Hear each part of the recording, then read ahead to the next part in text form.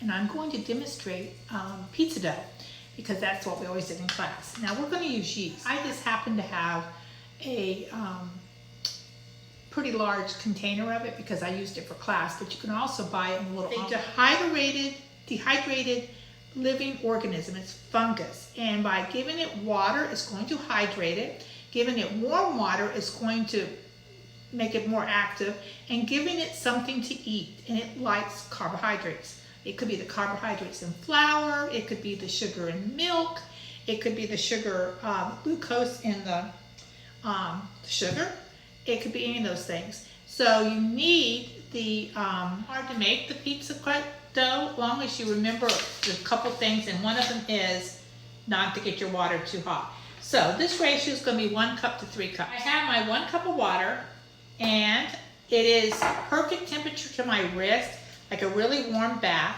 But if I want to measure it temperature-wise with my thermometer, it would be, it's 109 degrees over. 2 teaspoons of active dry yeast. Here's my active dry yeast. 2 teaspoons, which is equal to 1 envelope. So if you do it with the envelope, it's the same thing. This is 1 envelope is about 2 teaspoons. Okay, set that aside. Next thing you're going to put in is 4 tablespoons of vegetable oil, which is the same thing as 1/4 of a cup. So I'm going to measure my 1/4 cup at eye level. It's just faster because I already perfect. Get it down at eye level. Perfect. Okay. So I have my 1/4 cup of oil, and the next thing I'm going to put in is going to be salt. Salt is really important for a couple reasons. It controls the yeast, and it also keeps it from tasting like cardboard.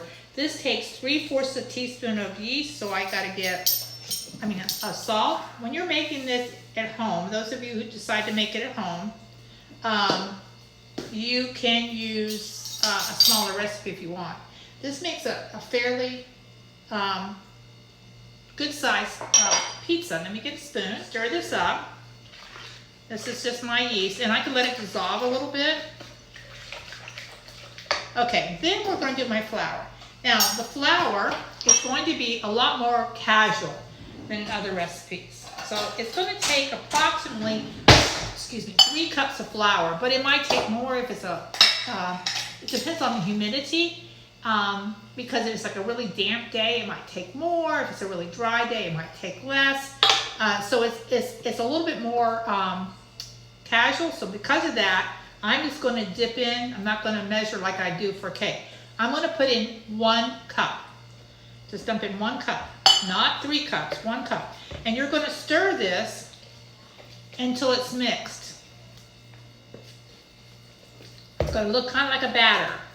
And then this is where you start seeing the bubbles from the yeast. I'm seeing a lot of action now because the yeast it's warm, it's happy, and it's reacting to the flour, even more so than the yeast over there. Okay, now I'm going to take my cup and I'm going to put another cup in. And I'm going to be, like I said, I'm not being so exact with the measurement. I'm going to put another cup in, so my 2nd cup. And I'm going to stir. I'm going to stir, and this one you're not afraid. You'll remember the PowerPoint I'm going to show you. You're not afraid to mix this up. Now it's like a soft dough. Okay, it's following my spoon around. Now I'm going to get another cup of flour, but this one I am going to just put a little bit in, not a lot, just a little bit. What I want is just to put enough in there that it is a dough. It's going to be a soft, sticky dough, but it is a dough. Okay? So it's following my spoon around really well. It's a dough. Now I'm going to take my counter, and I have a little bit of yeast where I spilled some yeast over there, so I'm going to just kind of wipe it off. Make sure your counter's clean. If you don't want to do it on your counter, you can do it on a cutting board or a parchment paper. I'm going to put flour out, and I'm going to dump my dough out. Of course, I didn't mention the fact that I'd washed my hands, pulled my hair back, you know, cleaned the counters off before I started, all those things that you need to do. You can set this bowl aside now.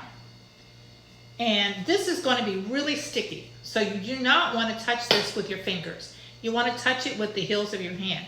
The first thing you're going to do is try to get this off your spoon. Put the spoon aside. And then you're just going to keep adding a little flour as you knead this. You're going to use your heels of your hands, kind of a folding. Pick it up and fold it. You're going to do this for about 10 minutes. Now, when I do this in class, this is when I tell stories and I tell jokes to kind of entertain you guys for 5 to 10 minutes. But I mean, I'll fast forward on this. But what you want to do as you're kneading this, it's going to suck up the flour that you're kneading it in.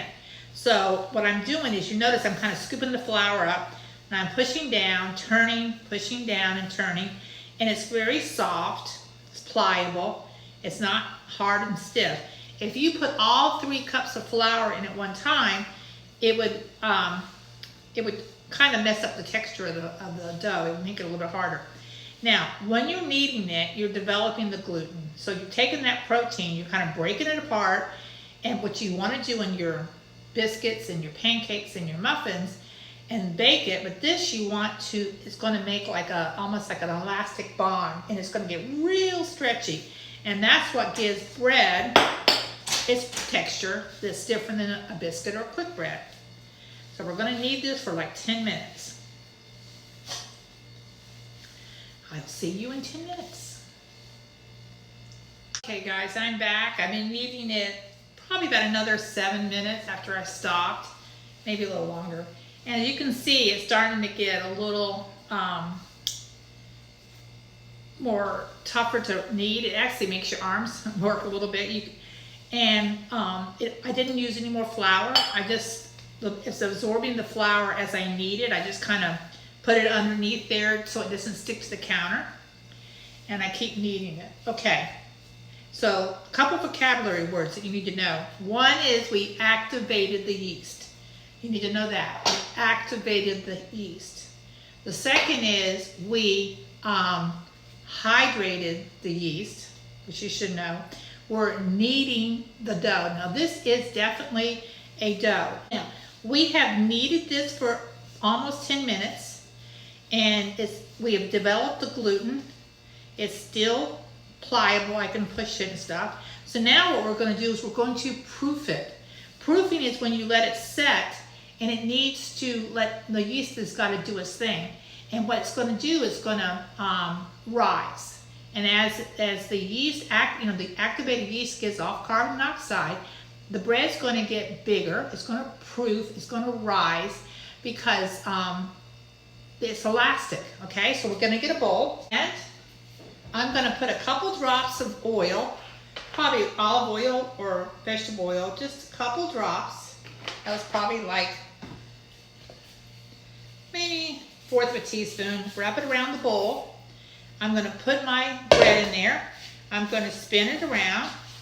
I'm going to turn it over, and then I'm going to get a towel, cover it, and let it proof.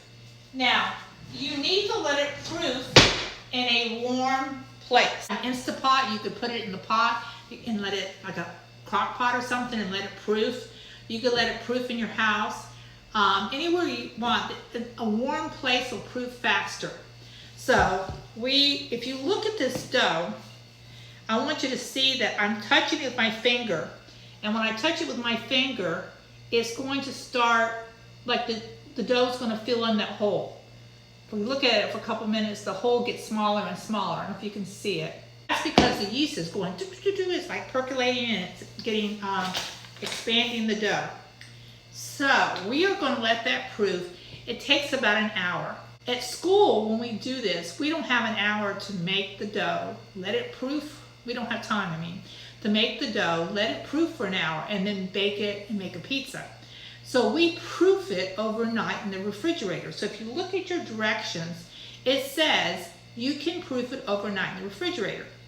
If you let this dough sit on your counter for 24 hours, it would get too big and it would probably go flat. I mean, like the bubbles would, the carbon dioxide that it gives off would, it would get too big. The dough would probably break a bubble like a balloon and it would go flat, like I said. So it wouldn't work. But in the refrigerator, because it's cold, the yeast action is slower.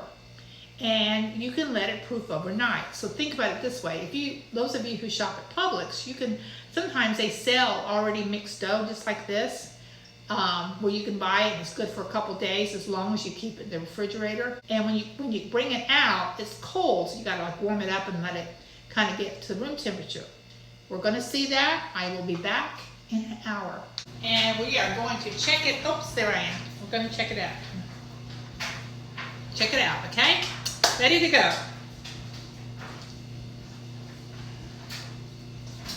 We have our pizza dough that's been proofing for an hour. Now, what you'll do is, how you tell is if you push it in, it doesn't fill up. If it was still real active and it filled up right away, then you know that your pizza's still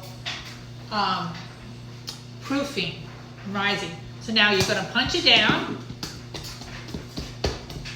You could, some recipes actually call for double rise, which you could do if you wanted to, but we're not. We're just going to get a little bit of flour, just so it doesn't stick on my hands.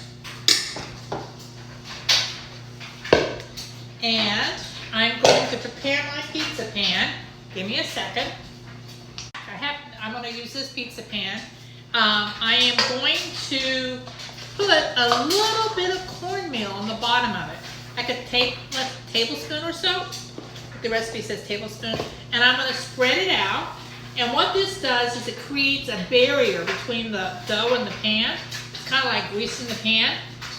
You don't want a whole lot on there, but you want enough that it kind of creates a barrier. So then we're going to have our crust. If I was doing this at home, well I am, but if I was doing it for my own benefit, I would probably cut it and do 2 or 3 smaller pizzas, but you can see it's, so we're going to try to roll it out. And you just kind of stretch it with our hands. Take your hands like a fist. This recipe is a little bit too big though to spin it, but if you kind of stretch it, but it's not going to do that. Or you can use gravity, kind of turn it. This will make like a cookie sheet size crust, but I usually just start rolling it out with a rolling pin because it's a big crust. Now, once you get your crust rolling, you can do whatever you want to the toppings. I like, what is your favorite pizza toppings? I'll have that on a question on your team on Zoom. Nice, this is rolling out. This is going to be a fairly thick crust. Now that it's rolled out, I can do my hand thing where I kind of, now the people that know how to spin it, they can do this really fast. And what I'm doing is I'm kind of turning and stretching. And if you get a hole, you just kind of catch it with your hand, your fingers. So we're going to roll this out to fit that pan.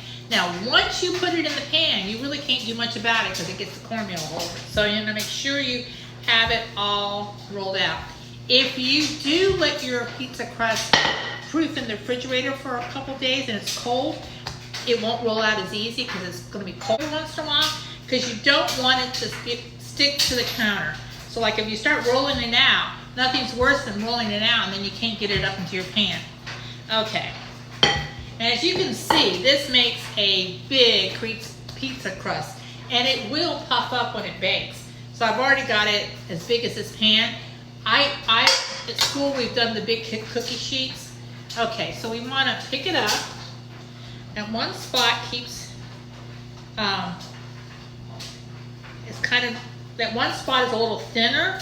So I'm just going to roll it just to kind of roll some of the thicker part of the crust over to it. I'm going to pick it up from another area so I don't make another bigger hole. And I'm going to drape it in the pan. So this is actually more of a deep dish pan. I'm more of a not deep dish pizza person. Okay, so there you have your pizza. Now, there's two ways of baking it. You could bake it for a few minutes and pre-bake it. You hear my oven just got hot. You could pre-bake it, or you could and let it get a little bit done, or you could put your